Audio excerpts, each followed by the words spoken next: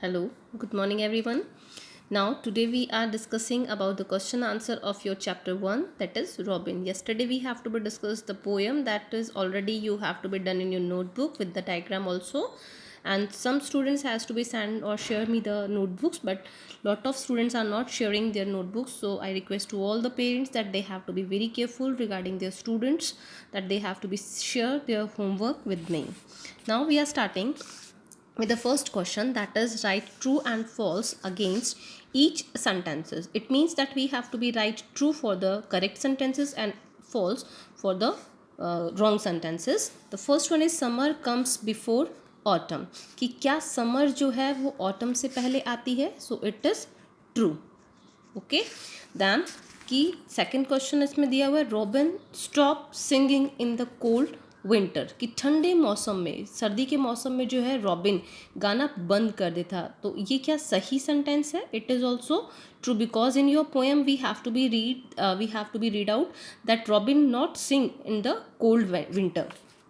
Third one is robin sing sweetly when the days were bright, यानी जब मौसम और दिन बहुत ही ब्राइट होता था, सूरज निकलता था अच्छे से, उस समय रॉबिन जो है वो बहुत ही स्वीट सॉन्ग जो है वो गाया करता था. It is also true. ठीक है, तो these are three sentences and all of three are correct sentences that has given us. Now come to the second question, that is B question. Answer the following questions. यहाँ पे हमें इन प्रश्नों के उत्तर देने हैं. The first question is write the names of 4 season mention in the poem. इस कविता में हमें 4 मौसम मेंशन किए गए हैं, बताए गए हैं, उनके नाम हमें यहाँ पे लिखने हैं. So first is autumn, winter, spring and summers.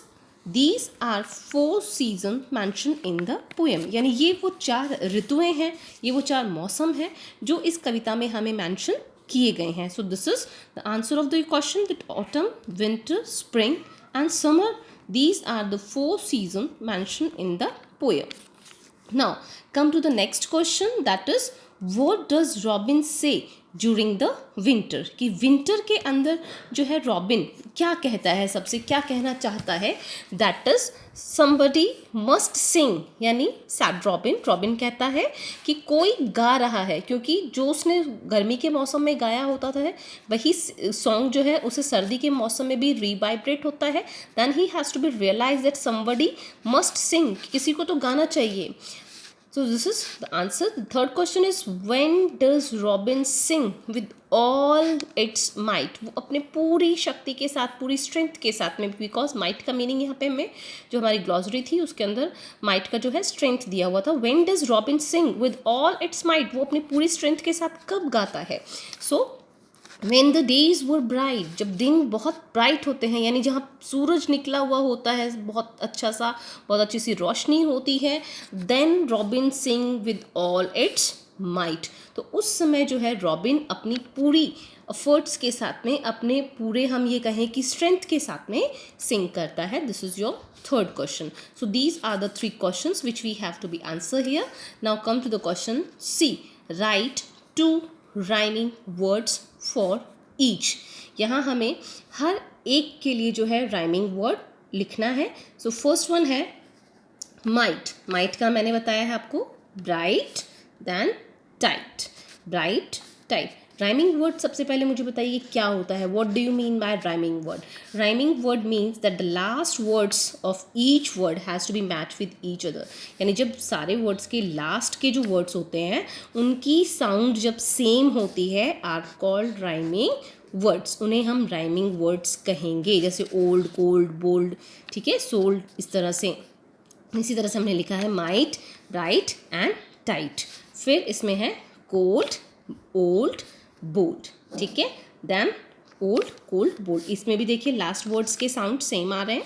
So these are the rhyming words. And then long song, ये मैंने एक छोड़ा है, this is for you, so you have to be done it in yourself. If you are not able to be done it, then you will tell me, then tomorrow I will discuss this कि इससे related दूसरा word जो है वो कौन सा होगा. So you will answer it by your own self.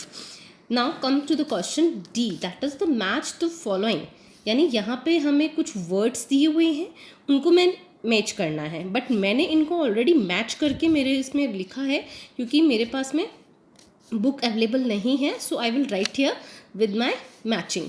So as light as, इतना हल्का होना चाहिए जैसे कि फैदर. फैदर मीन्स पंख. इतना हल्का होना चाहिए जैसे फैदर. एज हार्ड एज, इतना सख्त होना चाहिए जितना कि स्टोन, पत्थर जितना स्ट्रोंग होना चाहिए. Come the next one is as tall as. As tall as, इतना लंबा होना चाहिए जितना कि जिराफ. एज कोल्ड एज, इतना ठंडा होना चाहिए जैसे कि आइस. सो ये हमने मैच कर लिया है. As light as feather, as hard as stone, then as tall as giraffe, as cold as ice. तो इस तरह से हमने इसको पूरे को क्लियरली कर लिया है. So I hope you all have to be understand all the questions. Now come to the E question that has to be given here with the help of pictures. मैंने पिक्चर्स यहाँ पे draw नहीं किए हैं, आपकी book में already pictures दिए हुए हैं. जैसे टाइगर का है, स्नो का है, बैट का है, एंट का है, इन सब का आपको यहाँ पे पिक्चर दिया हुआ है, but I am not drawing here pictures. With the help of the pictures clue complete the following similes. Similes का मतलब यहाँ पे एज का यूज़ किया गया है, तो एज जो है सिमिली के लिए यूज़ किया जाता है. सिमिली एक तरह से लिटरेरी टर्म होती है जो इंग्लिश लिटरेचर में यूज़ की जाती है. सो हमें यहाँ पे इनको क्लूज़ को देखकर, पिक्चर्स को देखकर जो है इन सिमिलीज को हमें कंप्लीट करना है. सो ये है एज फास्ट एज, कितना तेज़ दौड़ सकते हैं हम, टाइगर जितना. ठीक है, as fast as tiger. Then as white as snow, सफ़ेद कितना, बर्फ जितना. As blind as a bat, यानी अंधा कैसा, चिमगादड़ के जैसा. एज बिजी एज, व्यस्त कितना, एंट, चींटी के जितना. So these are your